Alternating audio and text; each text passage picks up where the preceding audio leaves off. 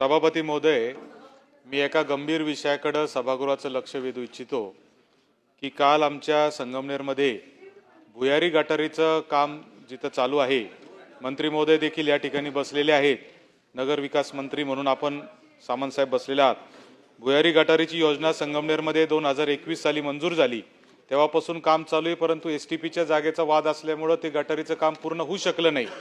काल ती गटार जी अनाधिकृतपणे नगरपालिकेने ते जोडलेली आहे, ते गटार साफ करत असताना 2 कर्मचाऱ्यांचा मृत्यू झालेला आहे।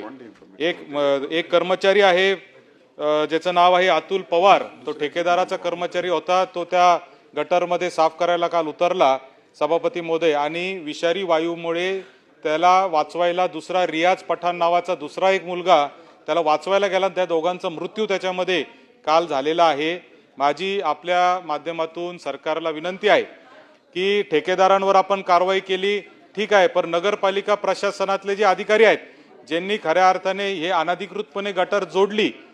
अपूर्ण काम होतं तर ती जोडायचं कामच नव्हतं, त्याच्यामध्ये कचरा येण्याची आवश्यकताच नव्हती, तर ते करणाऱ्या प्रशासकीय अधिकाऱ्यांवर देखील कारवाई झाली पाहिजे। आणि हे जे मृत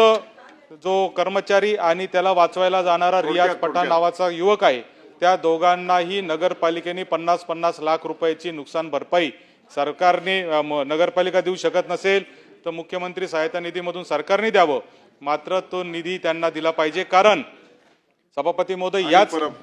याच सभागृहात सभापती महोदय चर्चा परवाच झाली की गटारमध्ये माणूस उतरून साफसफाई करू शकत नाही, हा कायदा आहे, झाला ना आता नाही हा कायदा आहे, आपण पॉइंट ऑफ इन्फॉर्मेशन आणि या कायद्यामध्ये सरकारने याच्यावर निवेदन करावे।